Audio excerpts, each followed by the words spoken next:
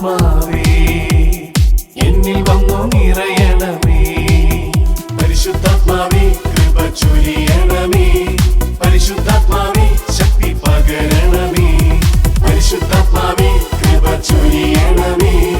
പരിശുദ്ധാത്മാവേ ശക്തി പകരണമേ. പരിശുദ്ധ പരമ ദിവ്യകാരുണ്യത്തിന് എന്നേരവും ആരാധനയും സ്തുതിയും പുകഴ്ചയും ഉണ്ടായിരിക്കട്ടെ. ലോകത്തിൻ്റെ നാനാഭാഗങ്ങളിലായിരിക്കുന്ന നമ്മൾ ഈ ഒരു കൂട്ടായ്മയിൽ പങ്കുചേരുകയാണ്. ആത്മനാ നമ്മൾ പങ്കുചേർന്ന് ദൈവത്തിൻ്റെ കരുണയ്ക്കായി നമ്മൾ യാചിക്കുന്ന സമയം. ദൈവത്തിൻ്റെ കരുണ മറ്റെന്തിനേക്കാൾ നമുക്ക് ആവശ്യമായ കാര്യം. ഈ കരുണ ആവശ്യമുള്ള എല്ലാവരെയും മനസ്സിൽ കണ്ടുകൊണ്ട് അവരുടെ മേലെല്ലാം ഈ സമയം ദൈവം കരുണ വർഷിക്കുന്നു എന്നുള്ള വിശ്വാസത്തോടുകൂടി ദൈവത്തെ സ്തുതിച്ച് മഹത്വപ്പെടുത്താം.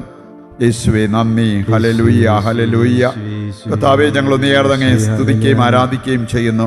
അവിടുത്തെ കൃപയും കാരുണ്യം ഞങ്ങളുടെ മേൽ വർഷിക്കണമേ എന്ന് പ്രാർത്ഥിക്കുന്നു. പരിശുദ്ധാത്മാവേ ഞങ്ങളിൽ വന്നിറയണമേ എന്ന് പ്രാർത്ഥിക്കുന്നു. Hallelujah hallelujah hallelujah. ദൈവകരുണയ്ക്ക് ഞങ്ങളെ യോഗ്യരാക്കണമേ എന്ന് പ്രാർത്ഥിക്കുന്നു. പരസ്പരം കരുണ കാണിക്കുവാൻ ഞങ്ങളെ പ്രചോദിപ്പിക്കണമേ എന്ന് പ്രാർത്ഥിക്കുന്നു. Hallelujah hallelujah hallelujah. യേശുവേ നന്ദി, യേശുവേ നന്ദി, യേശുവേ നന്ദി, യേശുവേ നന്ദി. പരിശുദ്ധ പരമ ദിവ്യകാരുണ്യത്തിന് എന്നേരവും ആരാധനയും സ്തുതിയും പുകഴ്ചയും ഉണ്ടായിരിക്കട്ടെ. ദൈവസന്നിധിയിൽ എഴുന്നേറ്റ് നിൽക്കുന്ന ഈ സമയം കർത്താവിൻ്റെ കൃപ കരുണ നമുക്ക് ആഗ്രഹിച്ച് പ്രാർത്ഥിക്കാം. ഈ മണിക്കൂർ ദൈവകരുണയുടെ മണിക്കൂറാണ്. അതുകൊണ്ടാണ് നമ്മൾ ലോകത്തിൻ്റെ നാനാഭാഗങ്ങളിലാണെങ്കിലും നാം ആത്മാവിൽ ഒന്നിച്ച് പ്രാർത്ഥിക്കുകയാണ്. കർത്താവേ, ഈ മണിക്കൂറിൻ്റെതായ എല്ലാ കൃപകളും അനുഗ്രഹങ്ങളും അങ്ങയെ വിളിച്ചപേക്ഷിക്കുന്ന ഞങ്ങളുടെ മേൽ, ഞങ്ങളോടൊപ്പം പ്രാർത്ഥിക്കുന്ന എല്ലാവരുടെ മേൽ, ഞങ്ങൾ ആർക്കെല്ലാം വേണ്ടി പ്രാർത്ഥിക്കുന്നുവോ അവരുടെ മേലെല്ലാം ആ കരുണ വർഷിക്കണമെന്ന് പ്രാർത്ഥിക്കാം. ഈശോയുടെ തിരുഹൃദയത്തിൽ നിന്ന് ഞങ്ങൾക്ക് കാരുണ്യ സ്രോതസ്സായി ഒഴുകിയിറങ്ങിയ തിരുരക്തമേ, തിരുജലമേ, ഞങ്ങളങ്ങിൽ ശരണപ്പെടുന്നു. ഈശോയുടെ തിരുഹൃദയത്തിൽ നിന്ന് ഞങ്ങൾക്ക് കാരുണ്യ സ്രോതസ്സായി ഒഴുകിയിറങ്ങിയ തിരുരക്തമേ, തിരുജലമേ, ഞങ്ങളങ്ങിൽ ശരണപ്പെടുന്നു. ഈശോയുടെ തിരുഹൃദയത്തിൽ നിന്ന് ഞങ്ങൾക്ക് കാരുണ്യ സ്രോതസ്സായി ഒഴുകിയിറങ്ങിയ തിരുരക്തമേ, തിരുജലമേ, ഞങ്ങളങ്ങിൽ ശരണപ്പെടുന്നു. ഉസ്തസ്ഥാനങ്ങളിരിക്കാം. ദൈവകരുണയെ വചന വെളിച്ചത്തിൽ നമ്മൾ ധ്യാനിച്ചുകൊണ്ട് ഈ കരുണയ്ക്ക് വേണ്ടിയുള്ള പ്രാർത്ഥനയ്ക്കായിട്ട് നമ്മളെ തന്നെ ഒരുക്കുകയാണ്.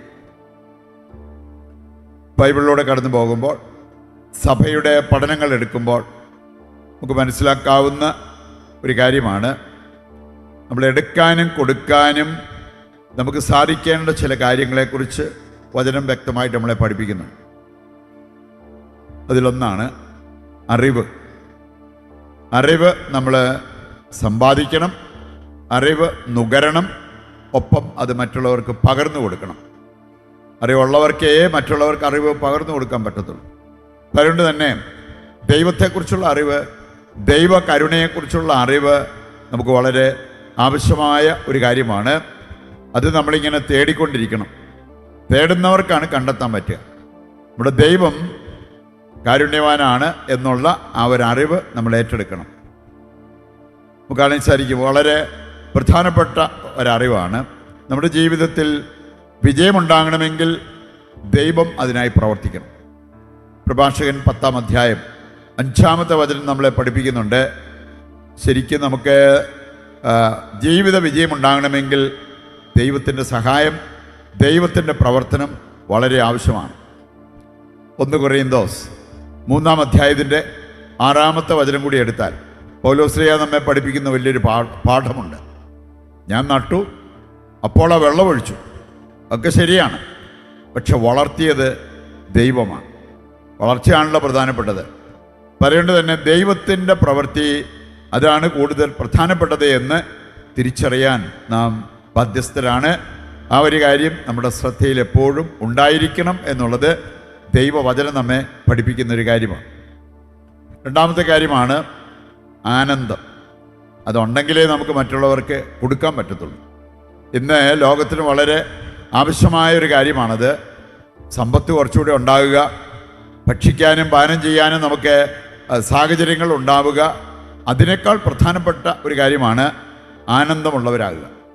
ഈ പറഞ്ഞ കാര്യങ്ങൾ തിന്നാനും കുടിക്കാനും ഒക്കെ ഇഷ്ടം പോലെ ഉണ്ടായിട്ടും ഒരു സന്തോഷമില്ലാത്തവർ, സന്തോഷമില്ലെങ്കിൽ പിന്നെ ആനന്ദത്തിൻ്റെ കാര്യം അവിടെ പറയുക പോലും വേണ്ട.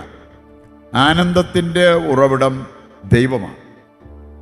നമ്മൾ വിശുദ്ധ ഡോൺ ബോസ്കോയെ പ്രത്യേകം അനുസ്മരിക്കുന്ന ഒരു ദിവസം കൂടിയാണ്.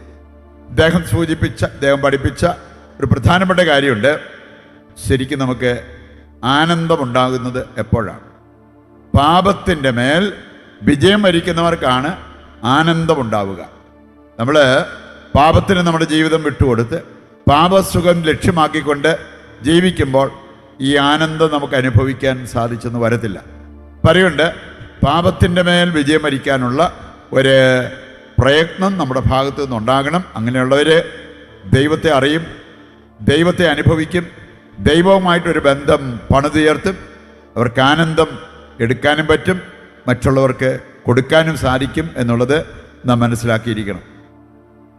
ഇതുപോലെ തന്നെ പ്രധാനപ്പെട്ട മൂന്നാമത്തെ ഒരു കാര്യമാണ് കാരുണ്യം.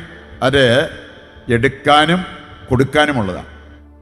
ദൈവം കാരുണ്യവാനായ ദൈവമാണ്. കരുണ നമ്മൾ എടുക്കേണ്ടത് ദൈവത്തിൽ നിന്നാണ്. കാരണം ജ്ഞാനത്തിൻ്റെ പുസ്തകം 12:13 വായിച്ചാൽ ദൈവത്തെ പോലെ കരുണയുള്ള മറ്റാരുമില്ല. അപ്പം അതുകൊണ്ട് കരുണ പ്രാപിക്കാനുള്ള ഏറ്റവും നല്ല മാർഗം ദൈവത്തിങ്കിലേക്ക് തിരിയുക, ദൈവത്തിൽ വിശ്വാസം അർപ്പിക്കുക, ദൈവത്തെ വിളിച്ച് പ്രാർത്ഥിക്കുക. ഇങ്ങനെയുള്ള കാര്യങ്ങളാണ്. ഈ കരുണ എടുത്തവർക്ക് അത് കൊടുക്കാൻ വളരെ എളുപ്പമാണ്. ബൈബിളിലൂടെ കടന്നു പോകുമ്പോൾ ഏതാനും വചനഭാഗങ്ങൾ നമുക്ക് എടുക്കാം. അവിടെയെല്ലാം നമ്മൾ കാണുന്നത് സഹജീവികളോട് കരുണ കാണിക്കാനുള്ള ഒരു വിളി ലഭിച്ചവരാണ് ദൈവമക്കൾ.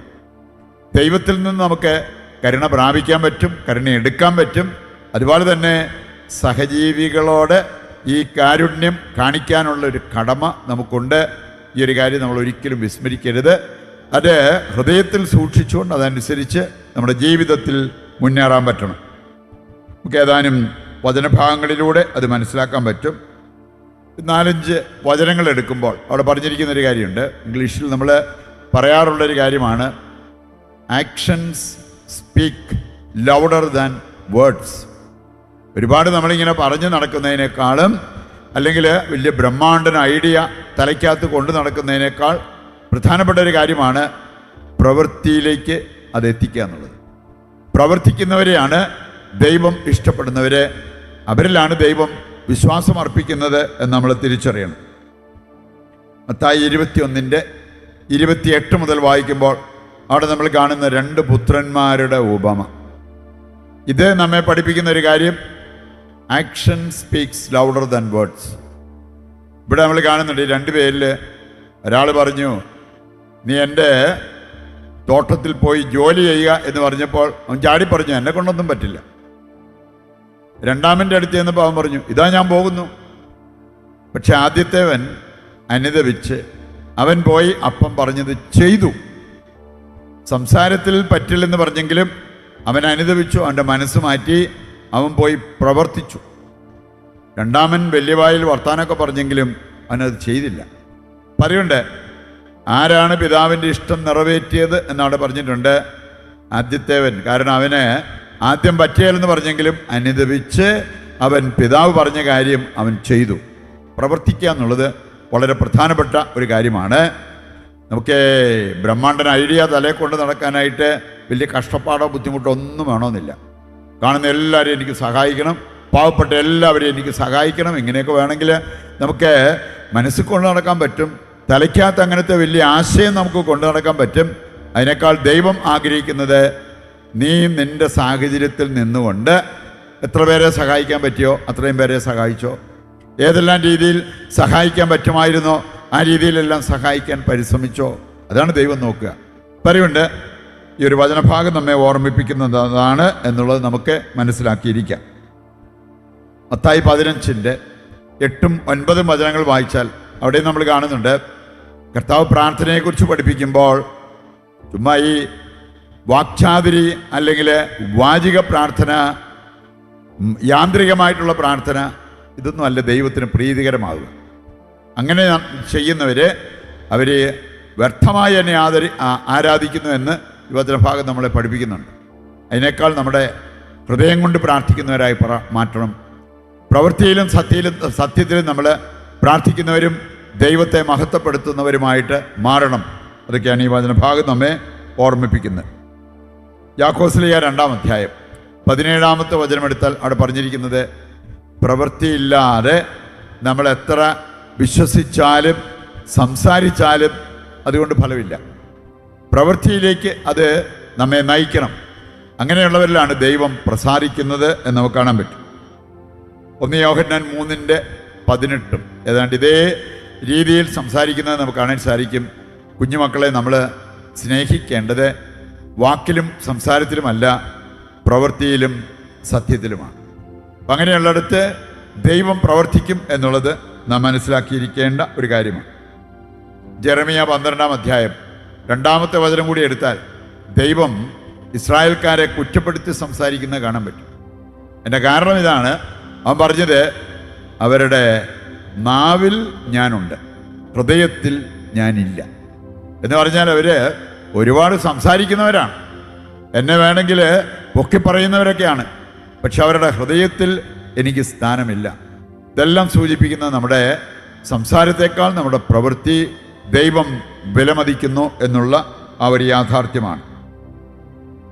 നമുക്ക് കാണാൻ സാധിക്കും, സഹജീവികളോട് നമ്മൾ കരുണ കാണിക്കുന്നത്, അവരോട് നല്ലത് ചെയ്യുന്നത്, അതിനെല്ലാം വലിയ വിലയുണ്ട്.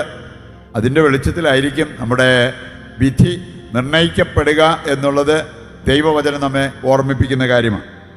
മത്തായി 25 40-ാമത്തെ വചനവും 45-ാമത്തെ വചനവും അതിന് സാക്ഷ്യം വഹിക്കുന്നുണ്ട്. നീ കാര്യങ്ങൾ ചെയ്തപ്പോൾ എനിക്ക് തന്നെയാണ് ചെയ്തു തന്നത്, അതുകൊണ്ട് നീ വലതുവശത്തേക്ക് പോവുക, നീ രക്ഷയിലേക്ക് പ്രവേശിക്കുക എന്ന് പറഞ്ഞിരിക്കുന്ന കാണാൻ പറ്റും. നീ ഇത് ചെയ്യാതിരുന്നപ്പോൾ എനിക്ക് തന്നെയാണ് ചെയ്യാതിരുന്നത്, അതുകൊണ്ട് നിന്റെ സ്ഥാനം ഇടതുവശത്ത്.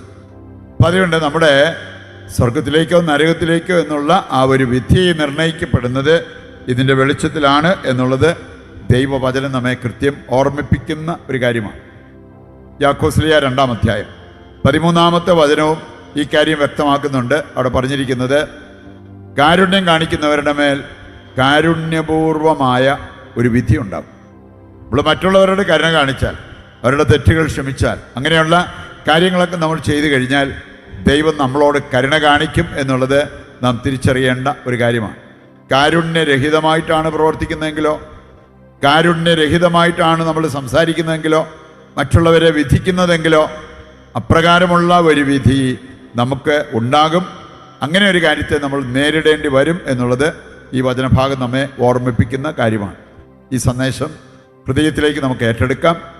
നമ്മുടെ എല്ലാ ആവശ്യങ്ങളെയും ഒരിക്കൽ കൂടി ഈ അൾത്താരയിൽ സമർപ്പിക്കാം.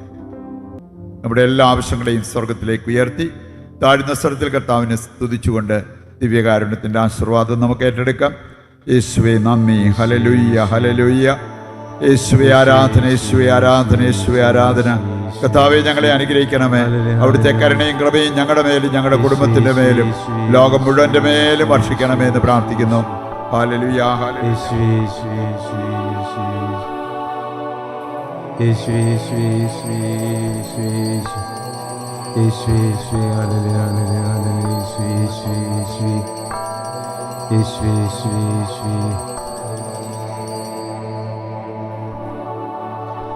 പരിശുദ്ധ പരമമാ ദിവ്യകാരുണ്യമേ, എന്നുമെന്നും അങ്ങേയ്ക്കാരാധന.